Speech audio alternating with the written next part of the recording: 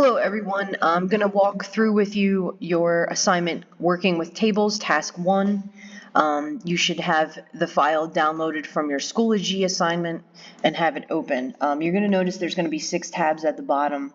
We're only going to do the first task, so the first 3 tabs is all you have to worry about. You don't have to worry about the second set of 3. So you have your directions in the red, your start here, and your finish. So this is what it should look like when it's done. All right, so we're going to start here, and I'm going to go through this with you step by step. So you should have your directions open and your work area open at the same time, and you should be following along with me and the directions. All right, so we're going to start by turning the text data in cells A1 through F8 into a table and naming the table. So we're going to go to the Insert tab. We are going to select Table, and it wants us to tell it what part of the sheet we want to turn into a table. So we want to go ahead and select A1 all the way through F8, and you can see it updates it in here for us. And then it's also going to ask us to check off the My Table Has Headers, and you're going to click OK. And then you can choose Yes, just like that. Okay. Name the table. So now we're going to go to the Table Design tab up here at the top. Okay, whoops. And you can see here under Properties, Table Name. So we're going to go ahead and change that to Math Grades Table, just like that. Okay. Next step, modify table style. Table style medium 9. So we want to change this to a table style medium 9. So we're going to just go ahead and select that. And then while we're in our Table Design tab, we're going to go ahead and come over to Table Styles. And we're going to look for the one called medium 9. So this is the medium group, so we'll look for the one that says 9, which is right here. And we're going to click OK. All right, find the checkbox for the first column with the activating table style options group. This makes the first column of the table with the last names a different shade of blue for easy viewing. So we're going to go ahead, we're going to select our first column here. And under the Table Design tab, we're going to check off the first column box, and we're going to see that that changes the first column into a solid blue color, so it's easier to identify from the rest of the columns. All right. Then what we're going to do is, now that we have the first column done, now we're going to sort. We're going to start sorting the information so we can make things a little bit easier to see. So multi-level sort. So sort the table by grade level, so lowest to highest, and alphabetically by last name. So first we're going to place your cursor inside the table, just like that. We're going to go to the Table Tools menu up here.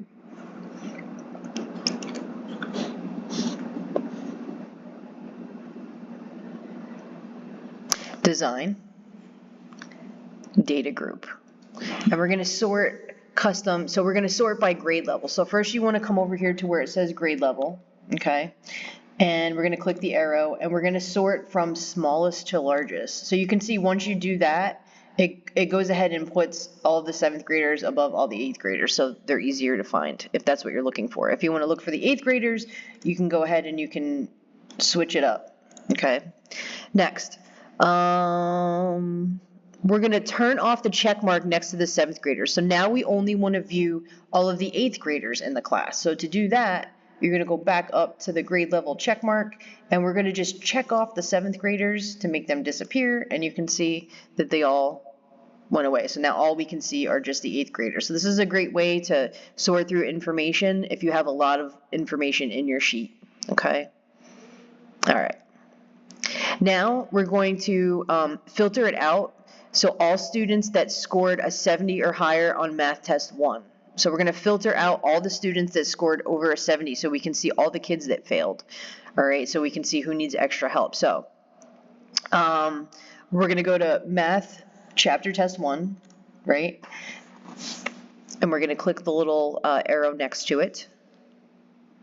We're going to go to the number filter, which is right here, and we're going to go to less than, and we're going to put a 70 in there, just like that, and click OK, and it filtered out all of the students that scored below a 7 or scored above a 70, so we can see who failed the test. Now we're going to go ahead and clear all these filters out because we don't want to filter anything anymore. All right. So let's get everybody visible again. So we're going to go to the data table, sort and filter group, and clear the filter button. Okay, so we're going to go to the data, and we're going to go to the filter group, and we're going to clear out the existing filters. Okay, so here we go. And then everything's back. Next, we're going to add a new column to the table in cell G1. So click on cell G1 right here, and we're going to type progress, just like that. Okay, and then if we click outside, you're going to see that a new column appears. Now we're going to click inside cell G2, just like that. We're going to go to the Insert tab, and we're going to look in the Spark Lines group, which is right here. So we're going to add like a little progress bar. So we're going to click the line option, just like that, and we're going to select our data range. So we want this graph to appear in cells G2 all the way to G8. So we're going to come in here. Oh, I'm sorry. Let me repeat that. We want the cell range to be D2 through F2. So we're going to come in here and we're going to type D2 colon F2, just like that.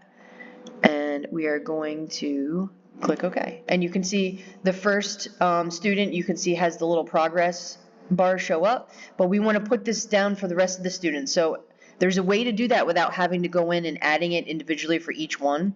If you notice, if you click on the G2 cell, there's a tiny little square in the bottom right hand corner. If you place your mouse over that and click down and hold it and drag, it'll copy that format in the cell all the way down to the other cells.